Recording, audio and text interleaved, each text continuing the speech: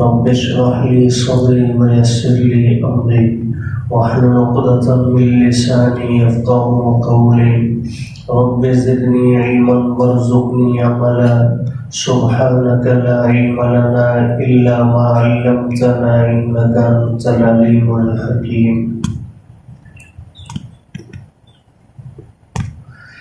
من كان يريد حرث الآخرة، جو کوئی چاہتا ہے آخرت کی کھیتی، نزد له فی حرثی، ہم بڑھا دیتے ہیں اس کے لیے اس کی کھیتی میں. ومن كان يريد حرث الدنیا، اور جو کوئی چاہتا ہے دنیا کی کھیتی، نؤتیہ منہا، ہم دے دیتے ہیں اسے اس میں سے. وما لہ، اور نہیں ہوگا اس کے لیے فی الآخرۃ من نصیب، آخرت میں کوئی حصہ. ام لہم شرکاء، کیا ان کے لیے ہیں ایسے شریک، شرعوا لہم من الدین، انہوں نے مقرر کیا ان کے لیے دین میں سے، ما لم یأذن بہ اللہ، ان چیزوں کو جن کی اللہ نے اجازت نہیں دی. ولولا کلمۃ الفصل، اور اگر فیصلے کی بات نہ ہو چکی ہوتی، لقضی بینہم، تو ان کے درمیان فیصلہ کر دیا جاتا. وَإِنَّ الظَّالِمِينَ، اور بے شک ظلم کرنے والے، لَهُمْ عَذَابٌ أَلِيمٌ، ان کے لیے ہے دردناک عذاب. تَرَى الظَّالِمِينَ، آپ دیکھیں گے ظلم کرنے والوں کو، مشفقین مما کسبوا، ڈرتے ہوئے اس سے جو انہوں نے کیا. وَهُوَ وَاقِعٌ بِهِمْ، حالانکہ وہ ان پر واقع ہونے والا ہے. وَالَّذِينَ آمَنُوا، اور وہ لوگ جو ایمان لائے، وَعَمِلُوا الصَّالِحَاتِ، اور اعمال کیے اچھے، فِي رَوْضَاتِ الْجَنَّاتِ، وہ جنت کے باغوں میں ہوں گے. لَهُمْ، ان کے لیے ہوگا، مَا يَشَاءُونَ، جو وہ چاہیں گے، عِندَ رَبِّهِمْ، ان کے پروردگار کے ہاں. ذَلِكَ هُوَ الْفَضْلُ الْكَبِيرُ، یہ ہے بڑی فضیلت. سورہ شورى مکی صورتوں میں سے ہے، اور مکی صورتوں میں اللہ پاک نے 4 بنیادی عقائد کو کثرت کے ساتھ بیان فرمایا. اپنی وحدانیت، اور اسی میں شرک کی مذمت بھی ہے. نبی کریم صلی اللہ علیہ وسلم کی رسالت، آخرت کا ذکر، اور قرآن مجید کی حقانیت، یہ 4 باتیں اللہ پاک نے مکی صورتوں میں بار بار بیان فرمائی. اس سے قبل 2 رکوع میں بھی آپ سماعت کر چکے ہیں. وحدانیت الہی کا ذکر بھی تھا، نبی کریم صلی اللہ علیہ وسلم سمیت انبیاء کی رسالت و نبوت کا ذکر بھی تھا، آخرت کا ذکر بھی تھا، اور قرآن مجید کی حقانیت بھی موجود تھی. آج کی آیات میں بھی تقریباً انہی مضامین کو اللہ پاک نے ذکر فرمایا. پہلی آیت کریمہ کا تعلق خالص آخرت کے ذکر کے ساتھ ہے، اور اللہ پاک نے اس آیت کریمہ میں تقابلی طور پر 2 قسم کے گروہوں کا انجام بیان فرمایا. اب دنیا میں رہتے ہوئے ہم جو بھی کام کرتے ہیں، جیسے کہ حدیث مبارکہ میں اللہ کے پیارے حبیب صلی اللہ علیہ وسلم نے فرمایا، انما الاعمال بالنیات، عمل کا دار و مدار نیت پر ہے. اب ہم نے نماز پڑھی، مقصود کیا ہے؟ اب ہم درس قرآن میں بیٹھے ہیں، ہماری نیت کیا ہے؟ دنیا کا کوئی بھی کام اگر ہم کر رہے ہیں تو ہماری نیت کیا ہے؟ اگر نیت صحیح ہے تو اللہ کے پیارے حبیب صلی اللہ علیہ وسلم نے فرمایا کہ مومن کا ہر عمل عبادت بن جاتا ہے۔ نیت ٹھیک ہے تو دکانداری بھی عبادت، ملازمت بھی عبادت، کوئی بھی کام کریں گے نیت ٹھیک ہے، ہم کام بھی ٹھیک ہے تو وہ عبادت بنتا چلا جائے گا۔ اور اگر خدا نہ خواستہ نیت میں فطور ہے تو پھر عبادت بھی عبادت نہیں، انسان کے لیے عذاب کا سبب بن جائے گا، پھر نماز بھی نماز نہیں رہے گی۔ تو اس لیے اللہ نے تقابلی طور پر دو گروہوں کا ذکر فرمایا۔ ایک گروہ وہ ہے جو ہر کام میں آخرت چاہتا ہے، اس کی آنکھوں کے سامنے آخرت ہے، اللہ کی رضا مل جائے، جنت مجھے ٹھکانے کے طور پر مل جائے، نبی کریم صلی اللہ علیہ وسلم کی شفاعت اور پڑوس مل جائے مجھے، یہ اس کی تمنا ہے۔ تو اسے کیا ملے گا؟ اور دوسرا وہ شخص ہے جو دنیا کی طلب میں لگا ہوا ہے، تو ایسے شخص کو کیا ملے گا؟ اللہ نے تقابل پیش کیا ہے، تو فرمایا من کان یرید حرث الآخرہ، جو کوئی چاہتا ہے آخرت کی کھیتی۔ کھیتی سے تعبیر کیا اللہ پاک نے۔ یہاں ایک بات اور بھی ذہن نشین کر لے، عموماً ہمارے ہاں یہ اسکول کی کتابوں کے اندر ایک جملہ جو ہے وہ بطور حدیث کے پیش کیا جاتا ہے، اکثر شاید آپ نے بھی پڑھا سنا ہو، الدنیا مزرعۃ الآخرہ، دنیا آخرت کی کھیتی ہے۔ اس کو حدیث بنا کر پیش کیا جاتا ہے، یاد رہے یہ حدیث مبارکہ نہیں ہے، نبی کریم صلی اللہ علیہ وسلم سے اس طرح کے کوئی الفاظ موجود نہیں ہیں۔ ہاں قرآن مجید کی یہ آیت، اسی طرح اور بہت ساری آیات ہیں، اور اسی طرح نبی کریم صلی اللہ علیہ وسلم کے بہت سے ارشادات پاک ہیں جن کے اندر یہ مضمون ضرور ملتا ہے کہ دنیا میں جو کمائیں گے بوئیں گے آپ کل جا کر اسی کو پائیں گے۔ تو اس سے یہ مضمون ضرور ملتا ہے کہ دنیا گویا کھیتی ہے اور اس کا پھل ہمیں جا کر ملنا ہے کہاں پر جی؟ آخرت میں۔ لیکن ان الفاظ کے ساتھ کوئی حدیث موجود نہیں ہے، اکثر لوگ اسے حدیث بنا کر پیش کر دیتے ہیں، اس لیے جو ہے وضاحت کر دیجیے۔ تو بہرحال فرمایا من کان یرید حرث الآخرہ، کھیتی کے ساتھ تعبیر دی۔ اب کھیتی سے کیوں تعبیر دی؟ آپ میں سے بھی اکثر حضرات نے شاید یہ ہے مزارعات کا کام کیا ہوگا، کھیتی باڑی کا۔ اب کسان ایک دانہ زمین میں ڈالتا ہے، ویسے تو وہ بیج بہت سارا ڈال رہا ہے، لیکن ایک دانے پر اللہ اسے کیا دے رہے ہیں جی؟ قرآن مجید میں اس کی مثال بیان فرمائی 7 سٹے۔ ایک دانہ لگا اس پہ، اللہ نے اس پہ 7 سٹے اگا دیے ایک دانے کے ساتھ۔ ہم نے خود مکئی بوئی ہے اور خود دیکھا ہے ہم نے کہ ایک ایک اس کے جو ہے نا وہ ہم ٹاٹا بولتے ہیں اس کو، اس کے ساتھ جو ہے نا وہ 6-7 ساتھ جو ہے نا وہ چھلیاں لگ جاتی ہیں۔ اب ہر چھلی کے اندر 100 دانہ، تو ایک دانے پہ اللہ کتنا دے رہا ہے جی؟ 700۔ اور یہ کوئی حد متعین نہیں ہے کہ 700 ہی ہوگا، اس سے بھی بڑھا دیتے ہیں۔ اللہ نے قرآن مجید میں بھی نیکی کے اجر کو فرمایا کم سے کم درجہ یہ ہے من جاء بالحسنۃ فلہ عشر امثالہا، کم سے کم درجہ یہ ہے، ہر نیکی کا بدلہ کتنا دیں گے جی؟ 10۔ اور اسی کو تیسرے پارے میں جو آیت کریمہ جس کا میں نے ابھی ذکر کیا کہ فرمایا ایک دانہ جیسے کسان زمین میں ڈالتا ہے بدلے میں 700 ملتے ہیں، ایسے راہ خدا میں 1 روپیہ خرچ کرنا یا نیکی کا ایک عمل کرنا، اللہ اس پر بھی 700 کا ثواب عنایت فرماتے ہیں۔ اور اس پر بھی بس نہیں فرمائی، فرمایا واللہ یضاعف لمن یشاء، اللہ چاہے جس کے لیے اجر کو اور بڑھا دیں گے۔ تو اللہ اپنی شان کریمی کے مطابق ہمیں ہماری نیکیاں قبول فرما کر اجر نصیب فرمائے۔ تو اس لیے کھیتی کے ساتھ تعبیر کی، چونکہ یہ میری اور آپ کی سمجھ میں جلدی آنے والی ہے۔ تو فرمایا بیج یہاں ڈالو گے یہ ایک دانہ ہوگا تمہارا، لیکن اللہ اس پر اجر بہت عطا فرمائیں گے۔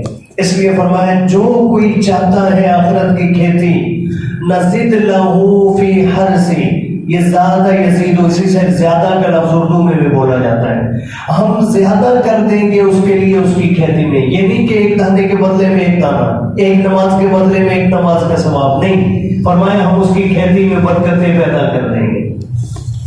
وَمَنْ كَانَ يُرِيدُ حَرْثَ الدُّنْيَا، اور مقابلے میں دوسرا شخص فرمایا جو کوئی چاہتا ہے دنیا کی کھیتی، وہ چاہتا ہے مجھے نفع یہاں ہی ملے، تو فرمایا نُؤْتِهِ مِنْهَا ہم اسے اس میں سے کچھ دے دیتے ہیں.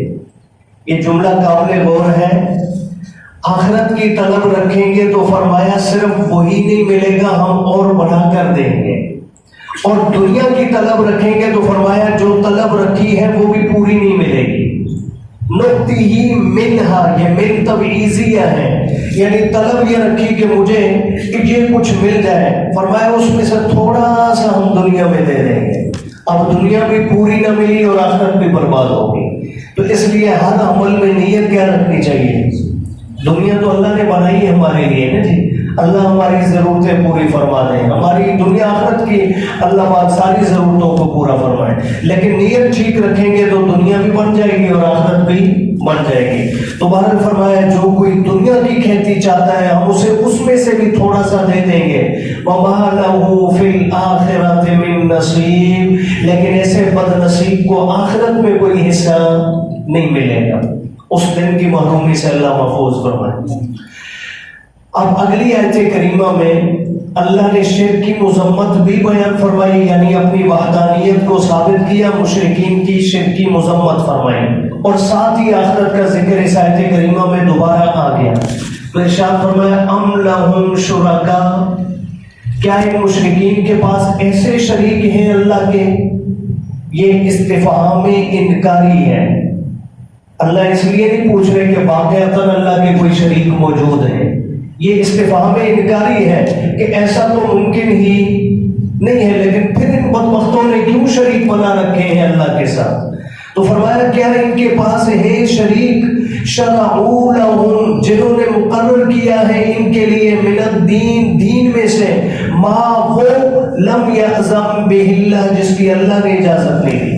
یعنی اللہ ایک کام سے منع فرما دے، مثلا سود سے اللہ نے منع کر دیا، تو کیا اللہ کے مقابلے میں ایسی کوئی ہستی ان کے پاس ہے جو سود کو حلال قرار دے؟ ظاہر بات ہے اللہ کے مقابلے میں کوئی حلال کو حرام کرنے والا، حرام کو حلال کرنے والا نہیں. اور یہ بات تو ہمیں پارہ نمبر 28 سورہ تحریم کی پہلی آیت کریمہ ہی اٹھا کر پڑھیں. آج بھی جائیں ترجمہ اٹھا کر دیکھیں. اللہ نے اپنی ذات کے بعد سب سے زیادہ عظمت کس کو عطا فرمائی؟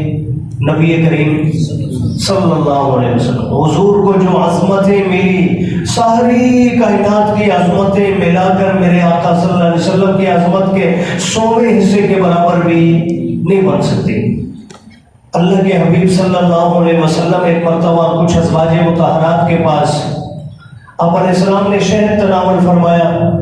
باری کسی اور کی تھی، جو کہ اللہ کے محبوب نے باریاں مقرر فرما رکھی تھی. تو باری کسی اور کی تھی، کسی اور کے ہاں آپ نے شہد تناول فرما لیا. واپس جب باری والوں کے ہاں آئے انہیں پتہ چل گیا کہ اللہ کے محبوب روزانہ عصر کے بعد جاتے ہیں ان کے ہاں شہد تناول فرماتے ہیں. تو انہوں نے ایک منصوبہ بنایا. نبی بھی انسان ہے، نبی کی بیویاں بھی انسان ہیں، اور اللہ نے تقویناً حضور کے زمانہ مبارک میں یہ اعمال کروائے مسئلہ سمجھانے کے لیے. تو حضور علیہ السلام کی وہ زوجہ مطہرہ جن کی باری ہے، انہوں نے دو نے آپس میں مل کر منصوبہ بنایا کہ حضور روزانہ جاتے ہیں، تیسری کے بعد شہد تناول فرما کے آ جاتے ہیں، ہمارا وقت ہے جو انہیں مل رہا ہے، تو کیوں نہ ہم کوئی ایسا بہانہ بنائیں، منصوبہ بنائیں کہ اللہ کے محبوب ان کے ہاں جانے سے رک جائیں. مشورہ کر کے یہ طے کیا کہ اللہ کے محبوب جیسے ہی ہماری باری پہ آئیں گے تو ہم کہیں گے اللہ کے محبوب آپ کے منہ مبارک سے مغافیر کی بو آ رہی ہے. یعنی شہد کے کھانے کی وجہ سے یہ جڑی بوٹی ہے یا کوئی درخت وغیرہ ہے تو اس کی بو آ رہی ہے، سمیل آ رہی ہے آپ کے منہ مبارک سے.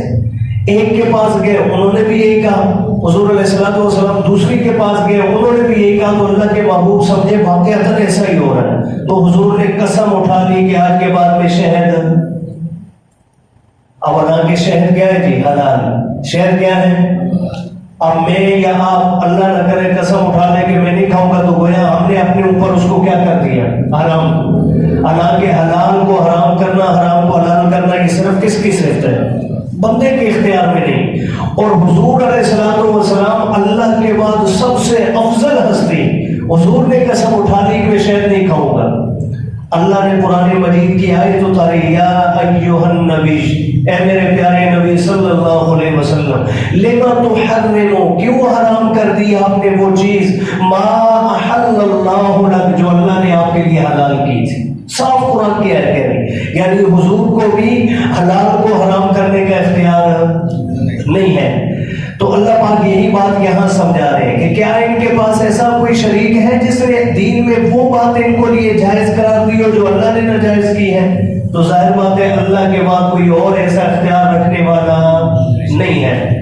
تو اللہ فرما رہے تو یہ تو اتنا بڑا جرم تھا کہ ان کی تو فوراً پکڑ آ جانی چاہیے تھی، لیکن فوراً پکڑ آتی کیوں نہیں؟ وَلَوْلَا كَلِمَةُ الْفَصْلِ، اگر نہ ہوتی فیصلے کی بات۔ اور یہ فیصلے کی بات کیا ہے کہ اللہ اچھائی اور برائی کا بدلہ کہاں دے گے، یہ ہے فیصلے کی بات۔ دنیا میں تھوڑی بہت سرزنش ہو جاتی ہے، لیکن ورنہ اللہ مہلت دیتے ہیں دنیا میں، اصل بدلہ ملے گا آخرت میں جا کر۔ تو یہ ہے فیصلے کی بات۔ فرمایا اگر قیامت کا محشر کا فیصلہ نہ ہو چکا ہوتا تو لَقُضِیَ بَیْنَہُم، یہ مشرک اتنے بدبخت ہیں کہ انہیں جھنجھوڑ دیا جاتا، انہیں اللہ پاک ختم فرما دیتے ہیں۔ وَإِنَّ الظَّالِمِينَ لَهُمْ عَذَابٌ أَلِيمٌ، اور فرمایا بے شک ظالموں کے لیے، یہاں ظالم سے مراد کیا ہے جی؟ شرک کرنے والا۔ إِنَّ الشِّرْكَ لَظُلْمٌ عَظِيمٌ، کہ بے شک شرک کرنے والوں کے لیے، لَهُمْ، ان کے لیے، عَذَابٌ أَلِيمٌ، دردناک عذاب ہے۔ اللہ حفاظت فرمائے ہم سب کی۔ اگلی آیت کریمہ میں پھر آخرت کا ذکر ہے، اور اللہ نے کافروں کا بیان کرنے کے ساتھ ساتھ اہل ایمان کا بھی انجام بیان فرمایا۔ فرمایا تَرَى الظَّالِمِينَ، خطاب نبی کریم صلی اللہ علیہ وسلم کی ذات مبارکہ کو ہے، مراد میں اور آپ بھی ہیں۔ فرمایا اے میرے محبوب صلی اللہ علیہ وسلم، آپ روز محشر دیکھیں گے ظالموں کو، مشفقین، ڈرتے ہوئے، مما کسبوا، اس چیز سے جو انہوں نے دنیا میں کمایا۔ یہاں تو بڑے ڈٹے نا، ہم ٹھیک کر رہے ہیں جو بھی کر رہے ہیں، لیکن روز محشر جب پتہ چلے گا آج تو چھپنے والا کچھ بھی نہیں، سب کچھ سامنے آئے گا، آپ ڈر رہے ہوں گے کیا بنے گا ہمارا، کیا بنے گا۔ تو فرمایا میرے محبوب آپ ان کو دیکھیں گے ڈرتے ہوئے اس دن، لیکن وَهُوَ وَاقِعٌ بِهِمْ، حال یہ ہے کہ جو انہوں نے کیا ہے وہ تو ان کے سر پڑ کر رہے گا، وہ تو ان پر واقع ہو کر رہے گا، اس سے تو بچنے کی کوئی صورت ہی نہیں۔ ہاں مقابلے میں ایک دوسرا طبقہ ہے، والذین آمنوا، وہ لوگ جو ایمان لائے، وعملوا الصالحات، جنہوں نے نیک عمل کیے، فی روضات الجنات، وہ جنت کے باغوں میں مزے کر رہے ہوں گے، انہیں کوئی ٹینشن اور پرواہ نہیں۔ اللہ اس طبقے میں ہم سب کو، ہماری نسلوں کو شامل فرمائے۔ فرمایا لَهُم مَّا يَشَاءُونَ، اس ایمان والے طبقے کے لیے ہوگا جو یہ چاہیں گے، عند ربہم، ان کے رب کے ہاں۔ یہ بسا اوقات بعض ہمارے بھائی جو ہے وہ سوال کرتے ہیں جی کیا جو چاہیں گے، مثلا دنیا میں ہماری چاہتے ہیں تو اللہ وہاں فرمائے رنگیلی چاہتے بھی ہیں، ہر طرح کی چاہتے ہیں، تو کیا جنت میں بھی اس طرح کی ہر طرح کی چاہت ہوگی؟ تو یاد رہے پاکیزہ ماحول میں آ کر بری خواہشیں اور چاہتے آتی ہی، تو جنت جیسے پاکیزہ اور طیب ماحول میں جا کر یہ فرسودہ خیالات آئیں گے ہی، وہاں نیک خواہشیں ہوں گی، نیک تمنائیں ہوں گی۔ ایک حدیث مبارکہ میں آتا ہے نبی کریم صلی اللہ علیہ وسلم نے فرمایا کہ ایک ایمان والا اللہ کی عدالت میں آئے گا، اللہ جنت میں اسے جب داخلہ دے دیں گے تو وہ کہے گا اللہ میری ایک چاہت ہے۔ اللہ پوچھیں گے کیا؟ وہ کہے گا اللہ دنیا میں کھیتی باڑی کرتا تھا، یہاں بھی کوئی بڑا کھیت ہوتا ہے جس میں میں ہل چلاتا اور کھیتی اگاتا اور تیار ہوتی ہے اور اسے جو ہے میں اس کے دانے نکالتا۔